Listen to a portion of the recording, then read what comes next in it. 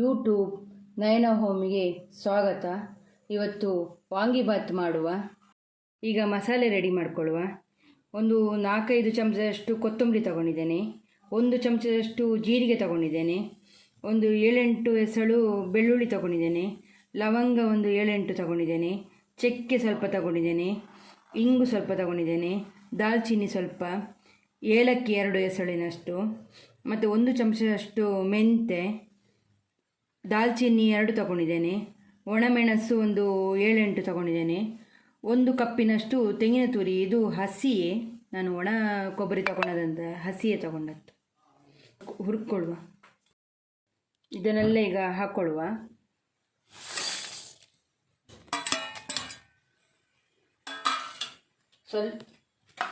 ಸ್ವಲ್ಪ ಎಣ್ಣೆ ಹಾಕ್ಕೊಳ್ಳುವ.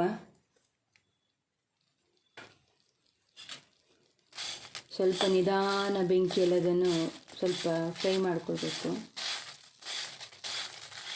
ಇದೀಗ ಆಗಿದೆ. ಇದಕ್ಕೆ ತೆಂಗಿನ ತುರಿಯು ಹಾಕ್ಕೊಳ್ಳುವ. ಸ್ವಲ್ಪ ಫ್ರೈ ಮಾಡುವ.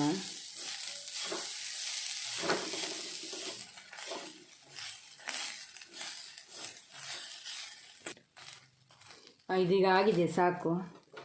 ಇದು ಸ್ವಲ್ಪ ಇನ್ನೂ ತಣ್ಣಗಾದ ಮೇಲೆ ಅದನ್ನು ಪುಡಿ ಮಾಡಿಕೊಳ್ಳುವ.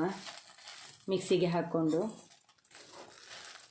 ಒಂದು 4 ಬದನೆ ತಗೊಂಡು ಅದನ್ನು ನೀರಲ್ಲಿ ಹಾಕಿಟ್ಟಿದ್ದೇನೆ. ಒಂದು 3 ನೀರುಳ್ಳಿ, ಒಂದು 2 ಟೊಮೊಟೊ, ಮತ್ತು ಸ್ವಲ್ಪ ಕೊತ್ತಂಬರಿ ಸೊಪ್ಪು, ಮತ್ತು ಸ್ವಲ್ಪ ಗೇರು ಬೀಜ, ಕಡಲೆ ಬೀಜ, ಸ್ವಲ್ಪ ಬೆಲ್ಲ, ಸ್ವಲ್ಪ ರುಚಿಗೆ ತಕ್ಕಷ್ಟು ಉಪ್ಪು.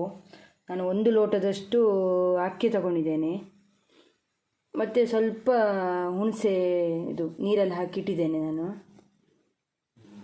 1 ಲೋಟಕ್ಕೆ ನಾನು 2 ಲೋಟದಷ್ಟು ನೀರು ತಗೊಳ್ತೇನೆ. ಕುಕ್ಕರಿಗೆ ಸ್ವಲ್ಪ ಎಣ್ಣೆ ಮತ್ತು ತುಪ್ಪ ಹಾಕ್ಕೊಂಡಿದ್ದೇನೆ. ಅದೀಗ ಕಾದಿದೆ. ಅದಕ್ಕೆ ಗೇರು ಬೀಜ ಮತ್ತು ಕಡಲೆ ಬೀಜ ಹಾಕುವ.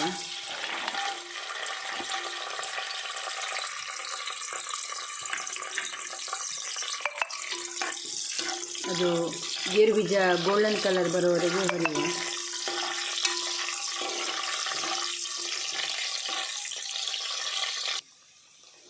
ಇದೀಗ ಆಗಿದೆ. ಇದಕ್ಕೆ ನೀರುಳ್ಳಿ ಹಾಕ್ಕೊಳ್ಳುವ.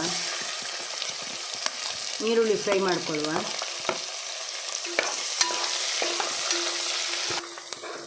ಇದೀಗ ಆಗಿದೆ. ಇದಕ್ಕೆ ಟೊಮೊಟೊ ಹಾಕ್ಕೊಳ್ಳುವ.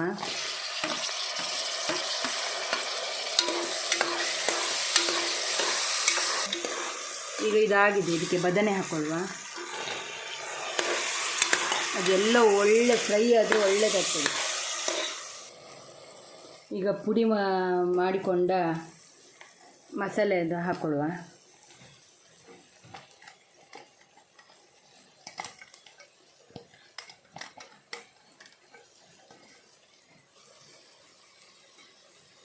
ಇದನ್ನು ಫ್ರೈ ಮಾಡಿಕೊಳ್ಳುವ. ಹೀಗೆ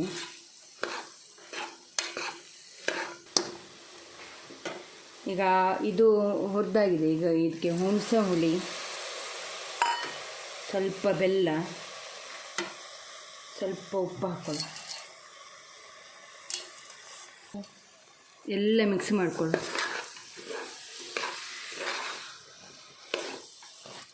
ಈಗ ಇದಕ್ಕೆ ಅಕ್ಕಿ ಹಾಕ್ಕೊಳ್ಳುವ.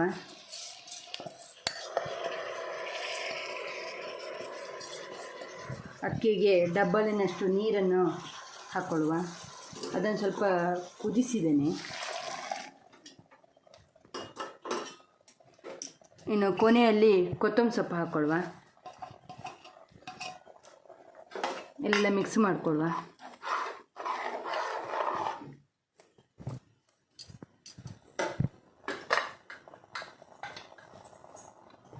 ಇನ್ನು 2 ವಿಸಿಲ್ ಬರಿಸಬೇಕು. ಈಗ ಆಗಿದೆ, ತೆಗೆಯುವ.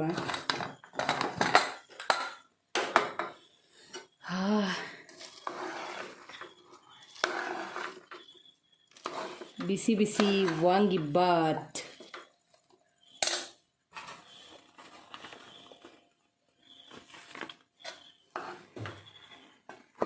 ಬಿಸಿ ಬಿಸಿ ವಾಂಗಿಬಾತ್ ಆಗಿದೆ. ನಮ್ಮ ಚಾನಲ್ ಇಷ್ಟ ಆಗಿದರೆ ಲೈಕ್ ಮಾಡಿ, ಶೇರ್ ಮಾಡಿ, ಕಮೆಂಟ್ ಮಾಡಿ, ಸಬ್ಸ್ಕ್ರೈಬ್ ಮಾಡಿಕೊಳ್ಳಿ. ಇನ್ನು ಮುಂದಿನ ವೀಡಿಯೋದೊಟ್ಟಿಗೆ ಬರ್ತೇವೆ.